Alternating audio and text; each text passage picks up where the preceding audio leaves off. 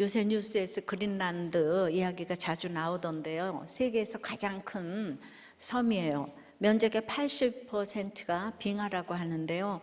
이 빙하도 녹았다 얼었다 하는데요. 나사 과학자들 조사에 따르면 빙하는 수백 년간 조금씩 녹아서 약해지다가 결국 2, 3년 만에 크게 붕괴한다고 해요. 점진적으로 녹던 것이 갑자기 무너지는 그 순간을 티핑 포인트라고 하고, 그러니까 살짝 건드리기만 해도 무너지는 순간이라고 해요. 이스라엘이 멸망하는 순간도 바로 이런 티핑 포인트예요. 오늘 본문이 그걸 분명히 보여주는데요. 200년 넘게 조금씩 점진적으로 쌓이던 악이 결국 와르르 무너져 내렸는데요. 하나님이 이걸 자세히 기록하셔서 우리에게 보여주시네요. 이렇게 되지 말라고요. 이 악을 보면서 내 안에 있는 악에서 돌이켜 떠나라고 말씀하십니다. 오늘 돌이켜 떠나려면 어떻게 해야 하는지 생각해 보겠어요. 돌이켜 떠나려면 첫째, 점차로 행하는 불의를 알아야 합니다. 9절에서 12절입니다. 이스라엘의 자손이 점차로 불의를 행하여 그 하나님 여호와를 배역하여 모든 성읍의 망대로부터 견고한 성에 이르도록 산당을 세우고 모든 산 위에와 푸른 나무 아래에 목상과 아세라상을 세우고 또 여호와께서 그들 앞에서 물리치신 이방 사람같이 그것 모든 산당에서 분향하며 또 악을 행하여 여호와를 경노하게 하였으며 또 우상을 섬겼으니 이는 여호와께서 그들에게 행하지 말라고 말씀하신 일이라. 자, 지난주에 북이스라엘이 망했어요. 하나님께서 기업으로 주신 가나안 땅 3분의 2가 아수르에게 빼앗겼어요. 게다가 이스라엘 12지파 중에 로보암을 반역하고 나간 북이스라엘 10지파가 모조리 아수르로 사로잡혀 갔습니다. 하나님의 백성에겐 엄청난 사건이었어요. 숱한 전쟁을 겪었고 많은 재앙을 당했지만 그때는 그래도 내일을 생각할 수 있었어요. 하지만 이제는 사람도 땅도 사라졌어요. 내일을 생각할 수 없는 절망의 사건입니다. 도대체 어찌 이런 일이 왜 일어났는가 궁금하지 않을 수가 없지요. 여러분, 망한 사실은 6절 한 절이었죠. 그런데 이 17장 41절까지 하나님은 그 이유를 자세히 설명해 주세요. 판결문 선고라고 할 수 있어요. 한 사람이라도 좀 듣고 돌이켜 떠나라고 이렇게 길게 판결문을 주십니다. 이거는 말할 수 없는 애정이에요.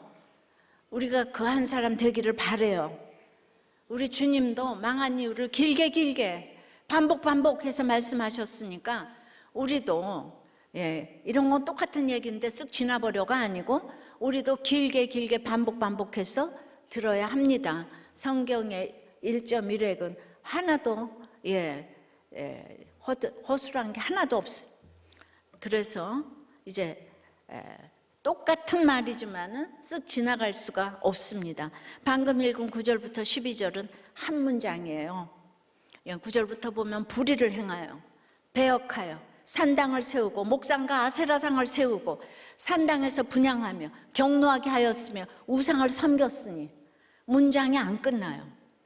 그리고 그 중간에 또라는 말이 3번이나 나와요. 무슨 뜻입니까? 이스라엘이 망할 수밖에 없는 이유와 죄가 수없이 많다는 거예요. 그것이 또 끊임없이 반복된다는 말입니다. 그래도 하나님은 읽는 우리가 너무 어렵지 않도록 맨 앞에 한 단어로 요약을 해주시는데요. 이 모든 이유들을 한마디로 하면 뭐라는 거예요? 불의라는 거예요. 불의는 곧 하나님을 배역하는 일, 하나님 뜻을 거스르고 반역하는 일입니다. 그런데 불의를 어떻게 행했다고 해요? 오늘 점차로 행했다고 해요. 예전 개역 한글 성경은 가만히로 번역했어요. 불의를 감추고 몰래 한다는 거예요. 불의를 몰래 행하다 보면 어떻게 됩니까? 안 들키면 계속하는 거죠. 의로운 일은 드러나도 하기가 힘들지만 불의한 일은 드러나지 않으면 멈출 수가 없어요. 우리 본성에 딱 맞거든요. 불의한 일과 본성이 딱 맞아요. 그래서 아무리 사소한 악이라도 거기에 가만히 몰래 발을 들여놓는 순간 걷잡을 수가 없어요. 저절로 점차로가 됩니다. 그래서 또 하고 또 하고 또 하고 점차로 커지는 거예요. 처음에 바늘만 했던 불의가 점차로 커져서 젓가락만 해가지고, 그 다음엔 또 그게 점차로 커져서 방망이만 해지고, 그렇게 점차 커져서 결국에는 나무처럼 되고 바알의 목상처럼 되는 거예요. 기복에 바알 기둥을 세우는 겁니다. 개구리가 처음부터 뜨거우면 안 들어가죠. 차츰 더워지니까 기분이 좋아 죽는 줄도 모르고 삶아져서 죽게 되는 거예요. 망할 일이 반복되면 망하는 거죠. 흥할 일이 반복되면 흥하게 되어 있어요. 근데 사소해도 점차로 행하는 대로 결론이 납니다. 근데 처음에 바늘은 간 곳이 없고 처음부터 기둥이었던 것처럼 이 기둥이 진실이 되는 거예요. 이것이 악의 평범성이죠. 그래서 본문에 세우고라는 말이 많이 나와요. 산당 세우고 목상 세우고 아세라상 세웁니다. 뭘 자꾸 세우려는 우리 모습을 보여줍니다. 행복을 세우고 이름을 세우고 업적을 세우고 인기를 세우고 권력을 세우는 모습이에요.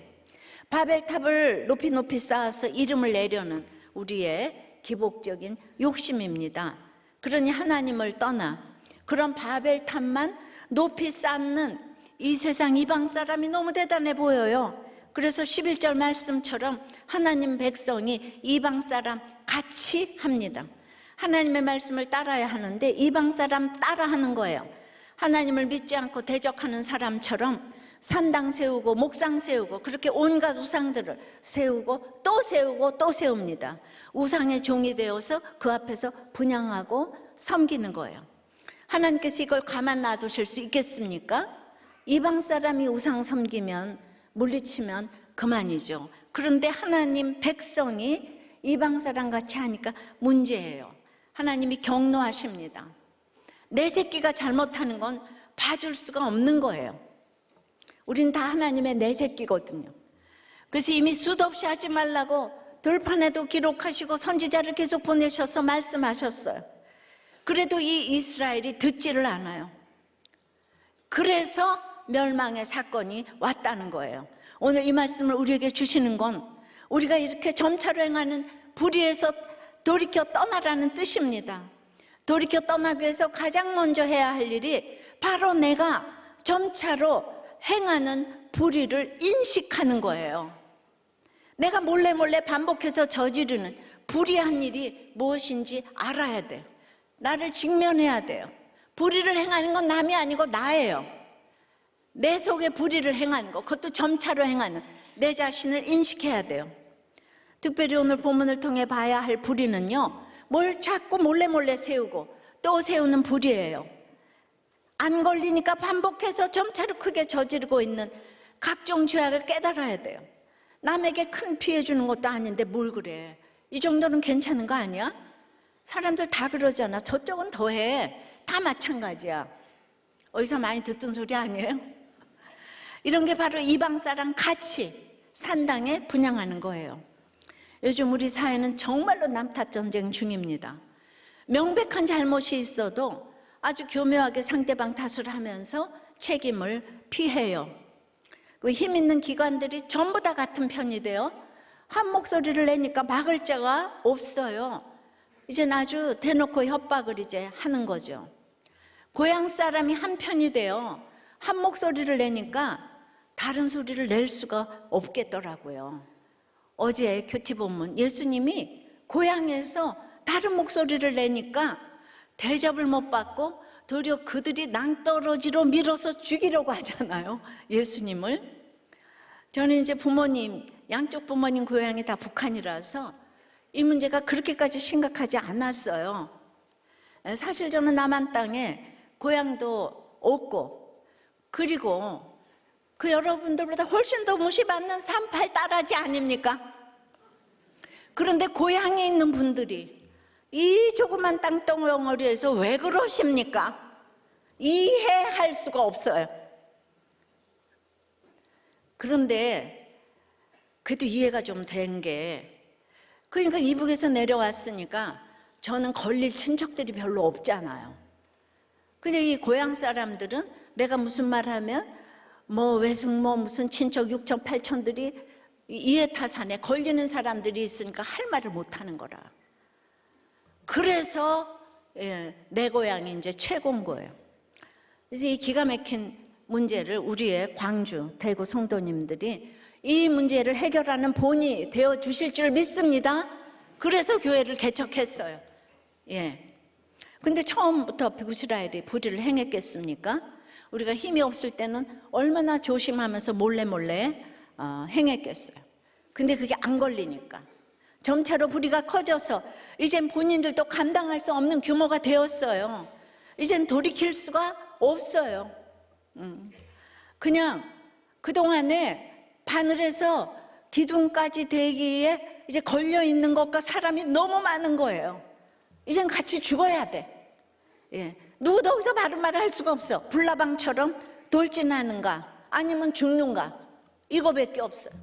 돌진하는가 죽는가. 이것이 하나님 모르는 인생의 결론이에요.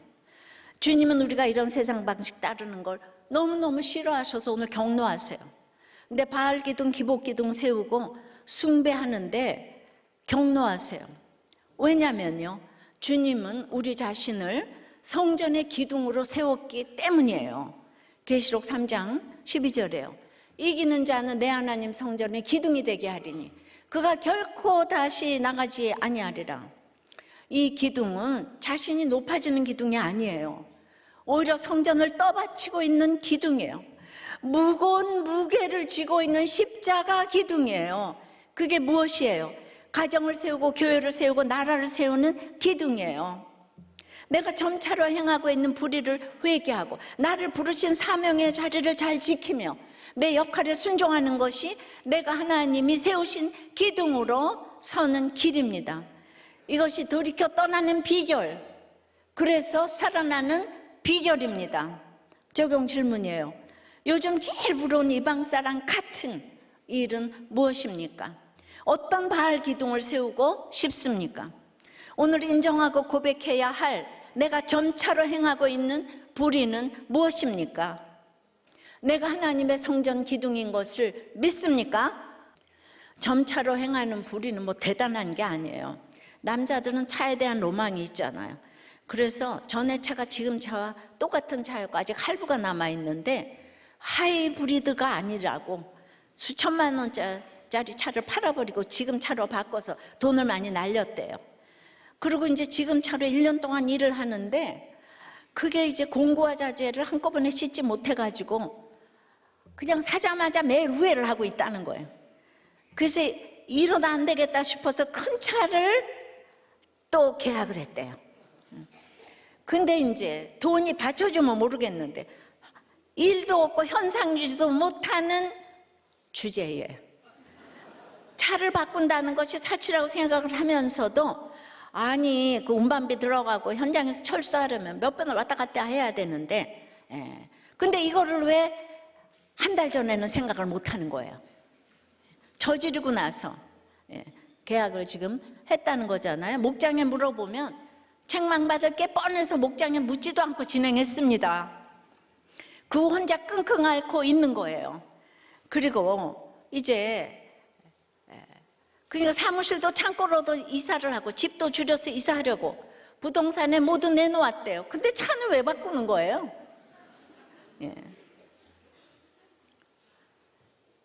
그런데 자녀들이 어떻게 생각할까? 책망받으면 어떻게 하나? 기도를 하다가 초원님의 전화를 받고 큐티를 올립니다. 제 적용은 책망을 받으면 계약 취소를 하겠습니다. 자녀들에게 본이 되는 삶을 살아 보이겠습니다. 여러분 이렇게 차를 계속 바꿔대는 분이 목자님이에요. 목자님. 그러니까 되었다 함이 없어요. 저는 회심했다가 또다시 환경이 좋아지면 세상으로 눈을 돌리며 어떻게 하면 남들보다 더 잘 살 수 있을까 생각하며 애굽으로 내려가는 죄인입니다. 용서해 주시옵소서. 교만하고 음란하며 사치를 좋아하는 저의 잘못된 가치관을 고쳐 주옵소서. 목장을 위해 하루 30분씩 기도하게 하옵시고 이타적인 삶으로 구속사를 이루어가는 사명자가 되게 하여 주시옵소서. 여러분 점차로 불의를 행하는 것이 바로 이런 것들인 거죠. 예, 이쯤이야 어때? 그래서 빚을 지고 나중에 또 수주하면 돼. 그래서 또 빚을 지고 그런 것들이 다 점차로 불의를 행하는 것이에요. 예, 여러분 그래서 이렇게 목장에 나와서 얘기하는 것 자체가 이게 대단한 거죠. 제발 공동체에서 물어보세요. 그리고 특별히 아내에게 물어보세요. 근데 남자들은 아내에게 말하는 걸 제일 싫어한다는 거예요. 근데 목장에 아내가 있잖아요. 그래서 빚 다 지고 나서 나중에 걸리는 거라.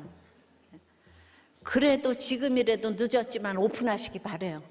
그러면 아내에게 오픈을 하면 자다가도 떡이 생깁니다. 하여튼 아내에게는 말을 해야 돼요. 가만히 있네요. 돌이켜 떠나려면 첫째 뭐예요? 점차로 행하는 불의를 알아야 돼요. 인식해야 돼요. 둘째는 여전한 방식으로 하나님의 명령을 지켜야 되는 거예요. 13절이에요. 여호와께서 각 선지자와 각 선견자를 통하여 이스라엘과 유다에게 지정하여 이르시기를 너희는 돌이켜 너희 악한 길에서 떠나 나의 명령과 율례를 지키되 내가 너희 조상들에게 명령하고 또 내 종 선지자들을 통하여 너희에게 전한 모든 율법대로 행하라 하셨으나 악인이 점차로 불의를 행하는 건 하나님도 내버려 두세요. 그래서 악을 행해도 악인은 걸리지 않아요. 하지만 택자가 그렇게 하는 건 하나님이 그냥 두시지 않아요. 걸리게 하시고 드러나게 하십니다. 게다가 각 선지자와 각 선견자를 통하여 말씀하시고 또 말씀하세요. 하나님의 말씀을 전하는 사람, 하나님의 구원을 보는 사람, 이런 지체를 보내고 또 보내신다는 거예요. 20년 동안에 목장을 통해서, 예배를 통해서, 수요 예배, 주일 예배를 통해서 얼마나 보내셨는지 몰라요. 그래서 하시는 말씀이 뭐예요? 너희는 돌이켜 너희 악한 길에서 떠나라. 오늘 제목 13절에서 나왔잖아요, 그죠? 돌이켜 떠나라. 내가 몰래 행하던 불의를 아는 데서 멈춰서는 안 돼요. 거기서 돌이켜야 해요. 돌아서야 돼요. 유턴해야 돼요. 회개해야 돼요. 죄악을 끊어야 돼요. 그 자리에서 떠나야 돼요. 죄악의 자리에서 멀리 떠나는 거예요. 다시는 생각하지 않는 거예요. 이게 적용해요. 근데 우리가 어떻게 떠날 수 있겠어요? 돌이키는 것도 어렵고 떠나는 건 더 어렵죠. 몸에 안 좋은 간식 하나 끊는 것도 그렇게 어려운데, 술, 담배 끊는 것도 그렇게 힘든데, 그보다 더 은밀하고 짜릿한 악에서 어떻게 돌이켜 떠날 수가 있겠습니까? 그래서 우리 혼자 힘으로는 불가능한 일이에요. 그래서 어떻게 하라고 하세요? 나의 명령과 율례를 지키라. 너희에게 전한 율법대로 행하라. 이방 사람 같이 할 게 아니라 하나님이 말씀하신 율법대로 율법같이 행하라는 거예요. 근데 이스라엘 백성은 이 말씀을 듣지도 않아요. 우리가 조금이라도 뭔가 남들보다 더 가진 게 있으면 오늘 큐티 말씀처럼 빈배가 되질 않아요. 그러면은 아무리 전문가라도 밤이 맞도록 수고해도 이제 고기를 못 잡는 거죠. 말씀에 의지해야 되는 거죠. 말씀에 의지해서 그물을 내리니까 만선이 됐잖아요. 14절부터입니다. 그들이 듣지 아니하고 그들의 목을 곧게 하기를 그들의 하나님 여호와를 믿지 아니하던 그들 조상들의 목같이 하여 여호와의 율례와 여호와께서 그들의 조상들과 더불어 세우신 언약과 경계하신 말씀을 버리고 허무한 것을 뒤따라 허망하며 또 여호와께서 명령하사 따르지 말라 하신 사방 이방 사람들을 따라 그들의 하나님 여호와의 모든 명령을 버리고. 여러분, 안 들려서 듣지 않는 게 아니에요. 들리지만 듣기를 거부해요. 아주 이 구속사 말씀이 딱 싫어요. 이게 목을 곧게 한 거예요. 안 들려서 들으려고 하면 목을 굽혀야 되잖아요. 그런데 내가 최고니까, 내가 다 하니까 들을 필요 없다고 생각하는 거죠. 목에 힘을 빼야 고맙다, 미안하다, 잘못했다가 나오는데요, 목에 깁스를 했으니까 굽혀지질 않아요. 이 모습이 누구의 모습이라고 생각하십니까? 그들 조상들의 목같이 한 거라고 하세요. 이 조상들이 다 예수 믿었잖아요, 그죠? 예. 그런데도 그렇게 반역을 해서 북이스라엘을 세워서 금송아지 섬겼어. 가족 신화에 갇혀 있고, 모성의 굴레에 매여 있고, 지역 감정이나 진영 논리에 사로잡혀 있는 거, 학교 출신 배경 따지고 편드는 거, 이런 게 본질상 전부 조상들의 목같이 목을 곧게 하는 거예요. 구한말에도 나라가 위에서 아래까지 다 썩어서 망해가고 있는데, 계아파, 수구파, 당파 싸움이 극에 달아서 결국 그러니까 이 나라가 과거 제도를 없애고 뭐 노예 제도를 다 없애고 천민 없애고 이렇게 좋은 얘기를 하는데, 왕정 제도에서 하던 사람들이 이거 받아들이지 않죠. 3일 만에 끝났죠, 개혁이.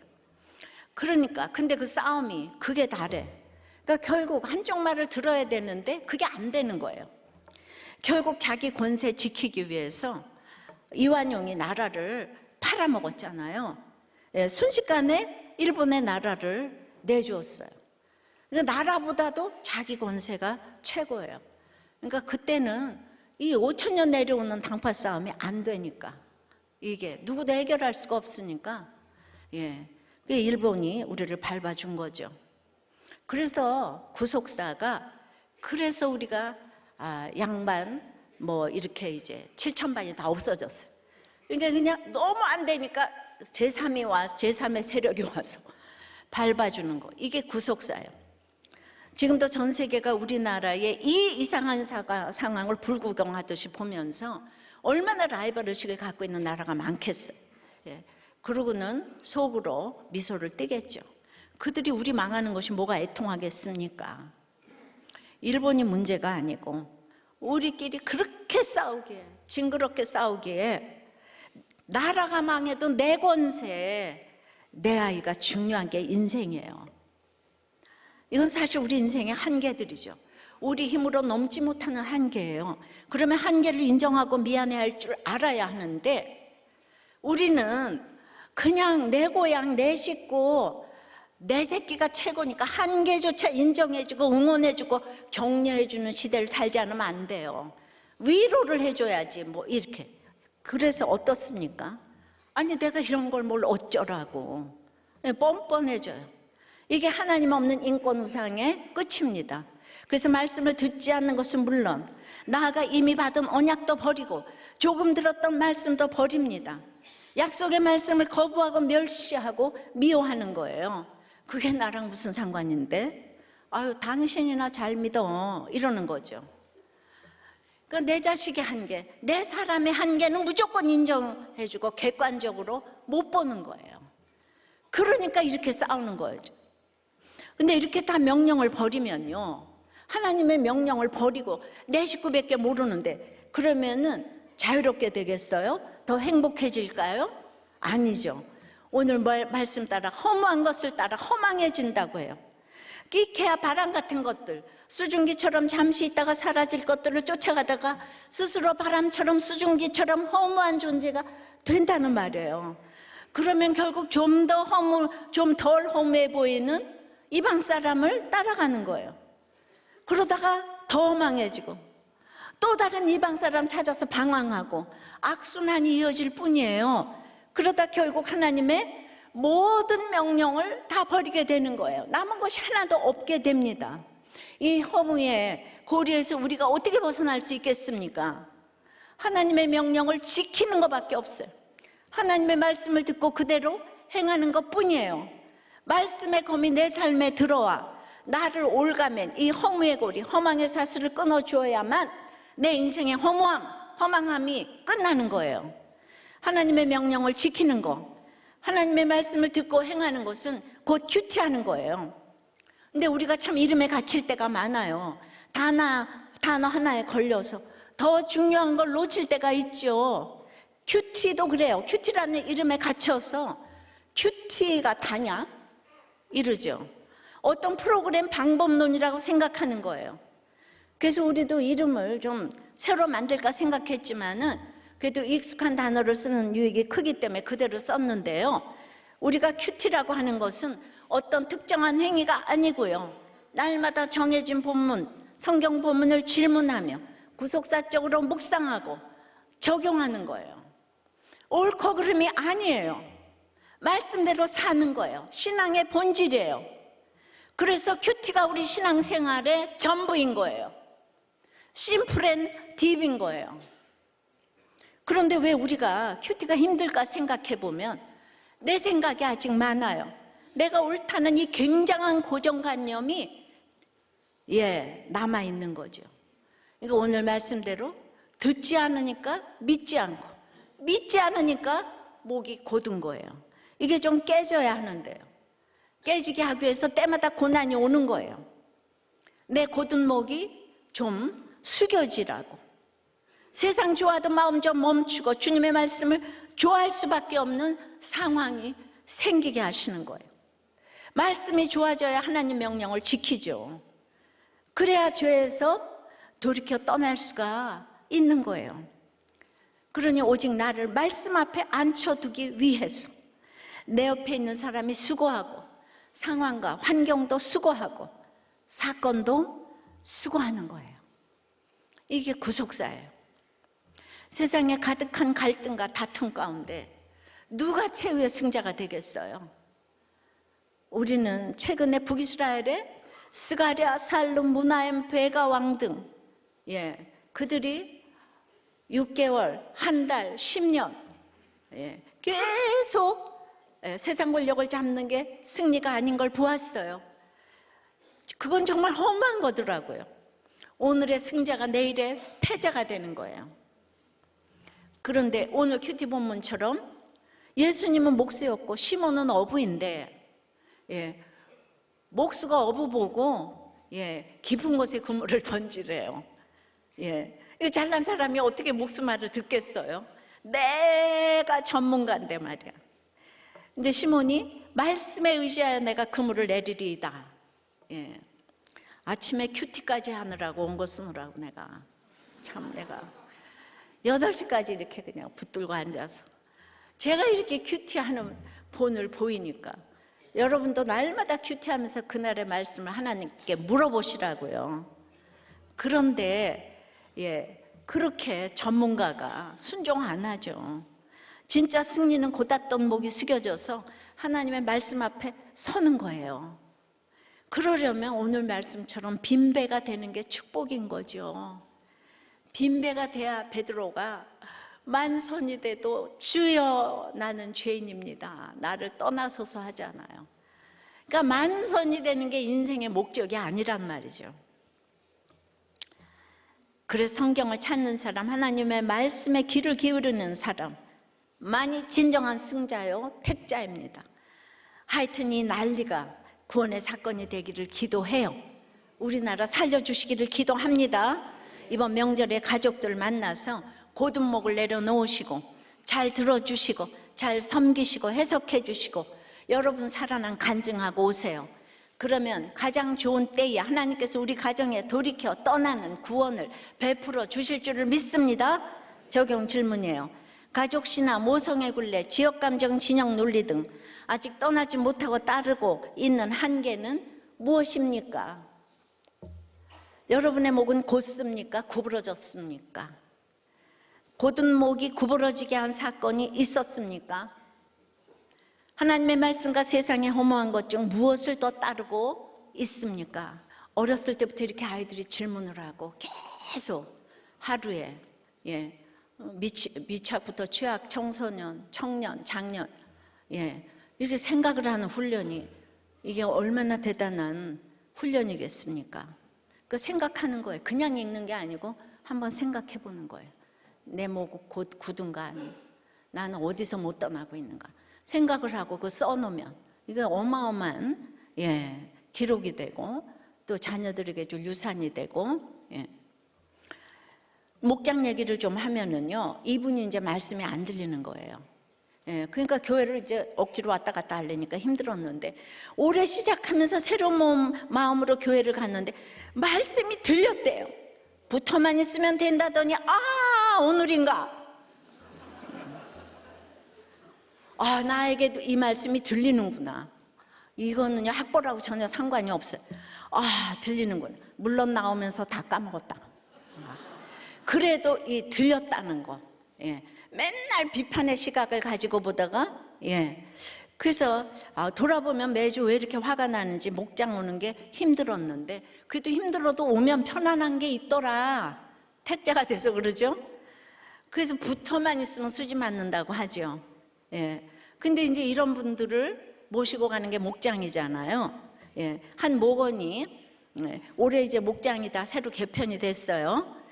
자기는 외적으로 보여지는 것에 신경을 많이 쓰는 사람인데, 부인과 육탄전을 벌이면서 싸움을 한 것을 처음 만난 목자님에게 오픈을 했다는 거예요.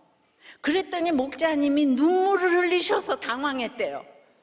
사람의 감정을 잘 이해하고 공감해서 세상에 눈물까지 흘리시는 목자님을 보고 충격을 받았는데, 그래서 목장 덕분에 조용히 육탄전이 마무리되었대요. 자기는 자격지심이 있고 피해의식, 억울함이 있어가지고 무시한다는 마음이 들면 굉장히 과하게 반응을 한다는 거예요. 근데 목자님이 목을 이렇게 부드럽게 말랑말랑하게 힘을 빼시고 잘 들어주시니 이 목장이 살아나네요. 목에 힘 빼고 무릎을 꿇고 어떤 일이 있어도 그렇죠, 맞아요, 힘드셨겠어요, 제 잘못이네요 만 하시면 모두를 살려내실 줄 믿습니다. 다시 한번 무릎을 꿇고 무슨 일을 만나든지 그렇죠, 옳아요, 맞아요, 너무 힘드셨겠어요, 제 잘못이네요. 이렇게 다 하세요? 왜 저를 멀뚱멀뚱 쳐다보세요? 그것이 하나님 명령을 잘 듣는 비결 중에 비결이에요. 구속사는 당신이 나보다 옳도다. 세속사는 내가 오라, 내가 오라. 나한테 감히, 예. 이 열등감을 자극하면은 안 돼요. 열등감 있는 사람한테 열등감을 자극하면 안 돼. 그 수준에 내려가셔야 되죠. 자, 돌이켜 떠나려면 첫째, 점차로 행하는 불의를 알아야 해요. 둘째, 하나님의 명령을 지켜야 돼요. 세 번째는 그러면 남은 자가 됩니다. 하나님은 계속 심판만 하시지 않아요. 이렇게 판결문을 읽어가시면서도 또 소망을 주세요. 예, 16절부터입니다. 그들이 하나님 여호와의 모든 명령을 버리고 자기들을 위하여 두 송아지 형상을 부어 만들고 또 아세라 목상을 만들고 하늘의 1월 성신을 경배하며 또 바알을 섬기고 또 자기 자녀를 불 가운데로 지나가게 하며 복술과 사수를 행하고 스스로 팔려 여호와 보시기에 악을 행하여 그를 경노하게 하였으므로 여호와께서 이스라엘에게 심히 노하사 그들을 그의 앞에서 제거하시니. 자, 하나님의 명령을 버린 인생은요, 여기 16절처럼 자기들을 위하여 사는 거예요. 자기가 주인공이 되고자 살아요. 세상의 행복을 목적으로 살아요. 어떤 대가를 치르고서라도 내가 행복해야 하는 거예요. 그래서 하는 일이 뭐예요? 오늘 송아지 만들고 목상 만들고 우상 만드는 일이에요. 나아가 그렇게 만든 우상을 경배하고 섬기는 일이에요. 어디까지 섬겨요? 예, 이것도 반복돼서 나오죠. 자녀마저 불태워 제물로 바칠 만큼 섬겨요. 그래도 불안하니까 미래를 점치는 복수를 행하고 요행을 바라는 사술도 행합니다. 오늘 이런 우상 숭배를 한마디로 뭐라고 하세요? 17절에 스스로 팔려라고 하십니다. 우상 숭배는 자신을 우상에게 팔아버리는 거예요. 파우스트처럼 세상 욕심 채우는 대가로 악마에게 자기 영혼을 파는 거예요. 이게 참 아이러니하지 않습니까?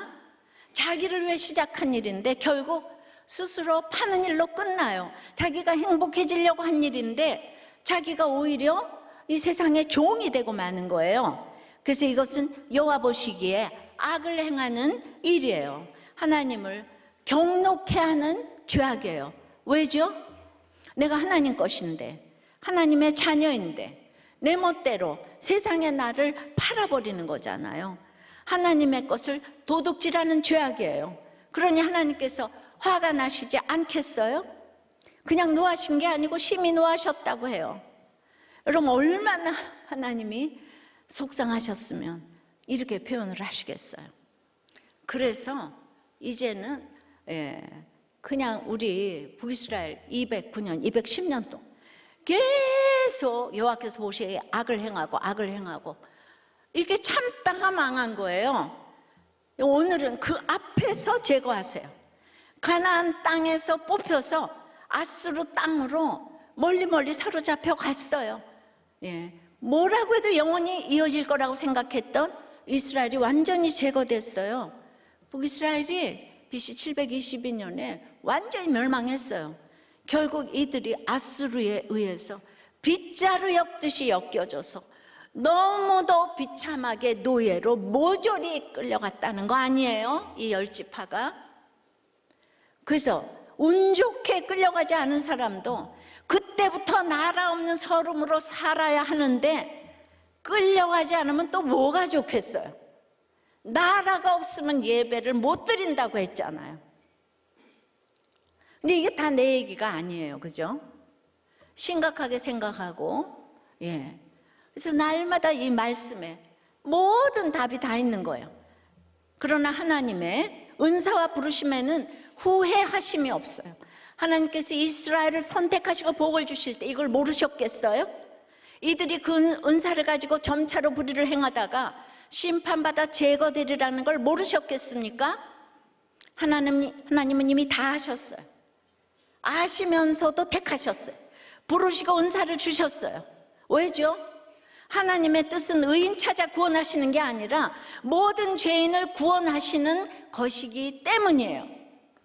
그래서 그렇게 하나님 싫다면 하나님 떠나고 금송아지 섬기는 이스라엘을 가만 놔두질 않으십니다.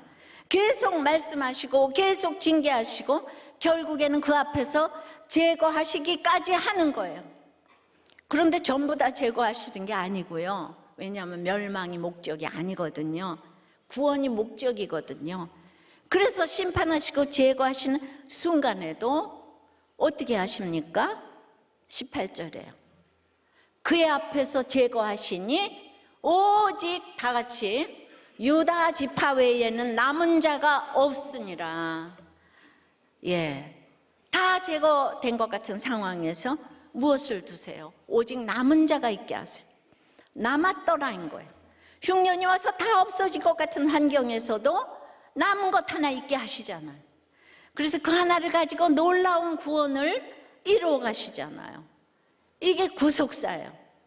이스라엘이 제거된 심판에서 오직 유다 지파는 남은 자가 되게 하십니다.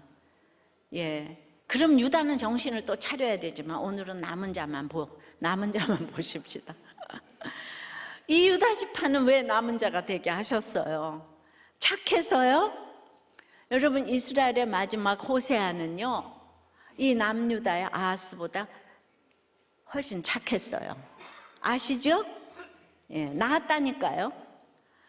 그런데 이스라엘의 마지막 왕 호세아는 그래도 겨우 착한 왕이 하나 나왔는데 제거하시고 남유다의 이 악한 아하스는 남겨두셨어요. 그러니까 이게 행위로 구원받는 게 아니에요. 왜죠? 왜 남겨두셨어요? 예수님이 오셔야 되기 때문에. 그래서 남은 자가 누구예요? 남은 거는 무엇이에요? 착하거나 악하거나 예수님이 오시는 일이 남은 거예요. 말씀이 임하는 사건이 남은 거예요. 그래서 남은 자는 잘난 사람, 착한 사람, 선한 사람이 아니에요. 남은 자는 말씀이 들리는 사람이에요. 말씀으로 오시는 주님을 만나는 사람이에요. 아멘. 우리 트럼프는 너무 이상한 사람이잖아요. 결혼을 2번이나 하고 그리고 맨날 근데 그 어렸을 때 교회를 나갔다 그러는 거예요. 매주일. 그리고 사다리처럼 올라가서 끝에 목적을 향해서 계속 나갔는데 자기 실패와 너무나 이런 이제 고난을 통해서도 자기는 이제 그 목적을 몰랐다는 거예요. 이 간증을 하더라고요, 교회에서. 그런데 이제는 하나님이 목적이 되었대요.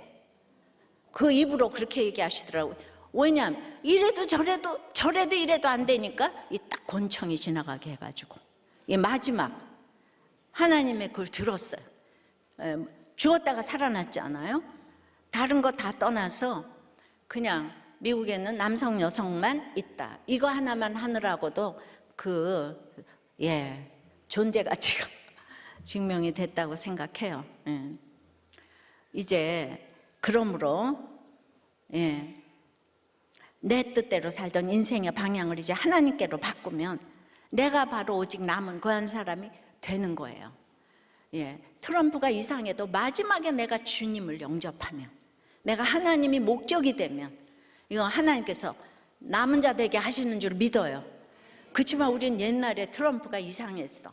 그런 사람을 왜 믿는 사람이라고 그래? 이제 이러면 대답이 없는 거죠. 그러므로 모든 고난은 예수 믿게 해주는 최고의 환경인 거예요. 아무리 힘든 남편, 아내, 자식, 부모도 그를 통해 내가 고닫던 목을 굽히고 지금이라도 주님의 말씀 앞에 무릎을 꿇게 된다면 최고의 남편, 최고의 아내, 최고의 자식, 최고의 부모인 거예요. 어떤 사건도 거기서 내가 주님을 만난다면 최고의 축복이라고 고백할 수 있는 것입니다. 이번 명절에 이런 진정한 고백을 하시는 여러분이 되시기를 바라요. 오직 유다 지파만 남았더라. 주인공이 다 되시기를 축원합니다. 이 나라에 이렇게 남은 자 한 명이 세워지기를 바랍니다. 적용 질문이에요. 내 자신을 누구에게, 무엇에 팔아 넘기려고 합니까? 나를 위해와 주를 위해가 지금 몇 대 몇입니까? 다 제거된 심판에서 남은 자가 된 경험이 있습니까? 여전한 방식으로 말씀이 들리는 남은 자로서 있습니까? 다 집에 가서 이쪽 저쪽 편 나누어서 싸우지 마시고 우리까지 싸우면 어떡해요? 구속사가 안 들어가는 사람이 옳고 그름으로 하는 얘기에 여러분들은 입을 좀 다물고 계세요. 그게 되는 얘기예요. 우리들 교회 와서도 지금 20년 동안 말씀이 안 들린다는데. 그러니까 우리는 인내밖에 할 게 없어요.